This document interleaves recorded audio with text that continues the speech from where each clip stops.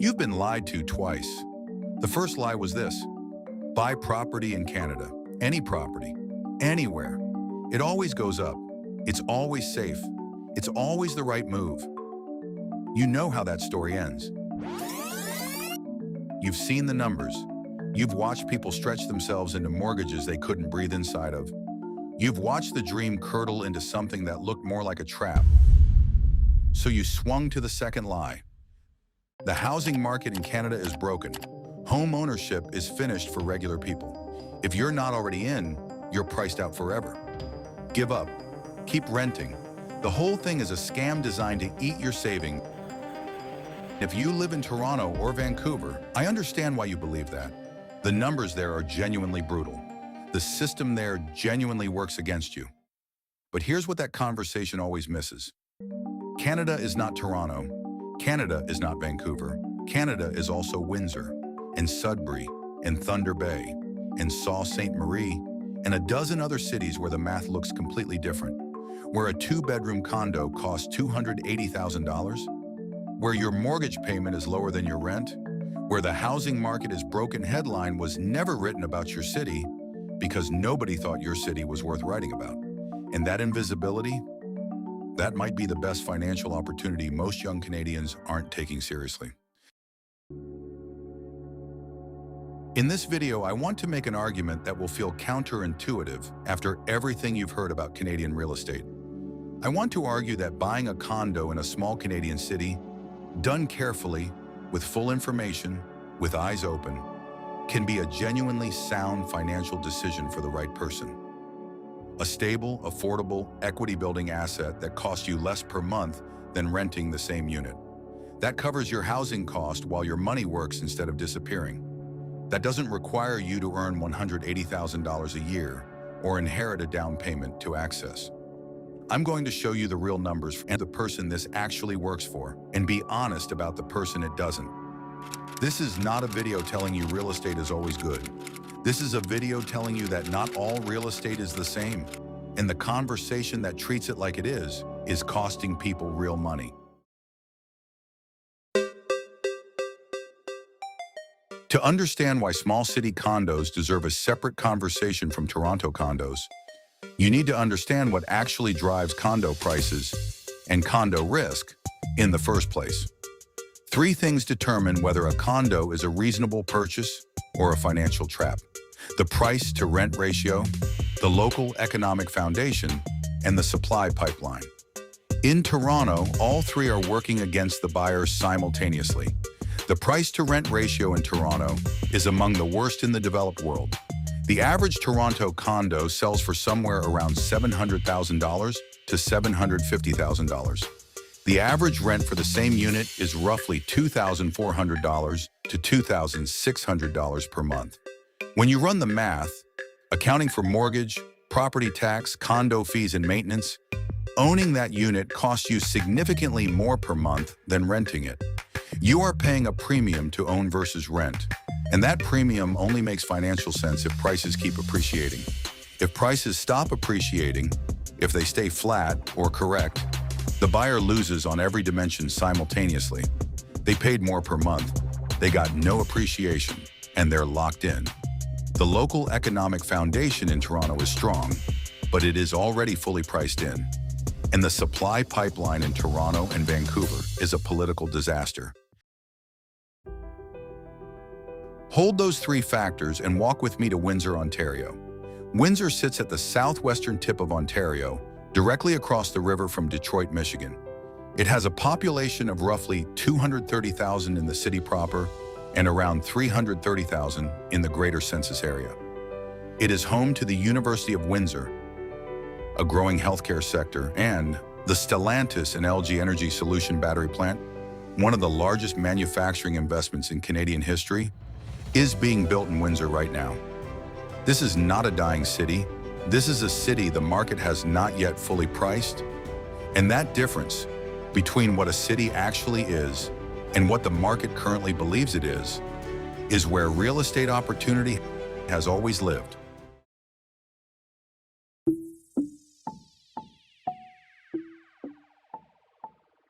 Let me show you two people making two different decisions about the same life situation. Both earn approximately $82,000 per year. Both have saved $45,000. Both are currently paying rent. Both want to stop. Meet Danielle. Danielle lives in Toronto. Her mortgage payment on a $400,000 purchase with her $45,000 down payment at current rates would be $2,280 per month. Her condo fees is around $650 to $750 per month. Her property tax would add another $280 per month.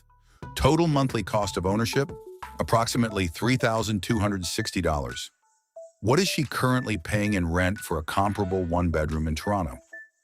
$2,400 per month. She is being asked to pay more, take on more risk, and give up liquidity in exchange for ownership of an asset that has been flat to declining in value since 2022. Danielle's financial advisor told her that buying in Toronto right now is not obviously the right decision for her. She is still renting, still frustrated, and feels stuck. Now meet Marcus.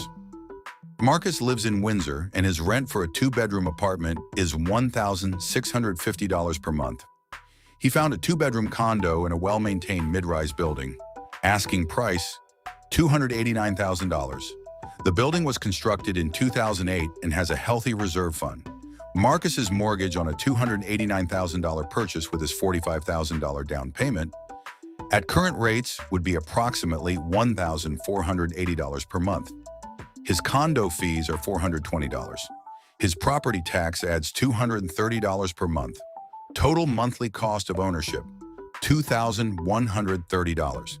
He is currently paying $1,650 in rent, but he is building equity in an asset he owns. In 3 years at current rates, Marcus will have paid down approximately $22,000 in mortgage principal. His $45,000 investment will have grown simply through equity accumulation, before any appreciation. Danielle in the same period will have paid $86,400 in rent and own nothing.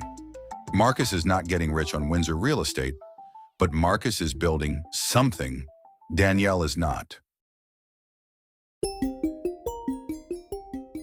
Now let me give the other side its full due, because there are legitimate reasons to be cautious about this argument. Small cities have small economies. One major employer leaves and the whole market craters. Windsor lost tens of thousands of automotive jobs in 2008 and 2009, and property values followed. You are advising people to buy into a market that has a documented history of economic vulnerability. That is a real risk. The skeptic is right about that history, and I want to be clear. I am not saying buy in any small city without understanding its economic trajectory. Windsor in 2024, with the EV battery investment underway and the university growing, is a different proposition than Windsor in 2007 on the eve of the financial crisis. Context matters enormously. The same analysis applied to a small city with a declining single industry and no investment pipeline could lead you to a genuinely bad decision. The skeptic also says, condo fees always go up, buildings age, special assessments hit. A $415 monthly condo fee becomes $600 in 5 years, and the math looks different. That is also a real risk, and it is why the status certificate review is not optional. I accept all of this. My argument is not that Windsor condos are risk-free. My argument is that they are a different category of risk than Toronto condos. Lower price point, more favorable price-to-rent ratio, less speculative inflation, and therefore less exposed to the specific corrections that have hurt Toronto and Vancouver buyers. Risk exists everywhere. The question is always, what are you getting for the risk you're taking? In Windsor, at current prices, for the right buyer, what you're getting is reasonable.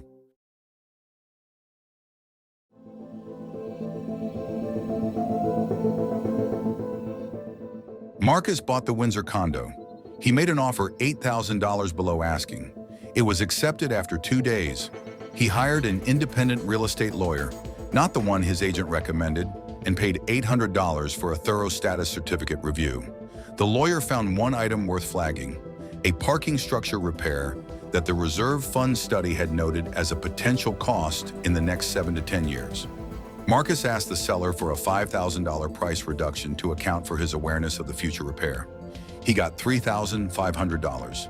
He closed with $18,000 remaining in his savings after down payment and closing costs. That is his emergency fund. He touched none of it in year one. His mortgage payment is $1,530 per month. His condo fees are $415. His property tax average is $230 per month. His total monthly housing cost is $2,175. His previous rent was $1,650.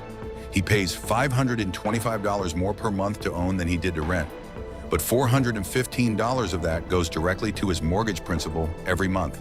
His real net premium to own versus rent, $110 per month. 1 year in, Marcus told me this: "I feel like I finally stopped hemorrhaging money. I was paying $1,650 a month, and at the end of every year I had nothing to show for it. Now I pay a bit more, and every month I own a little more of something real. The condo isn't exciting, the city isn't glamorous, but I sleep better than I did in Toronto, where I was watching the market and feeling like the window was closing, and I was getting further behind every year." He's not getting rich. He's building something, quietly, steadily, without drama, which for most people's actual financial lives is exactly what they need.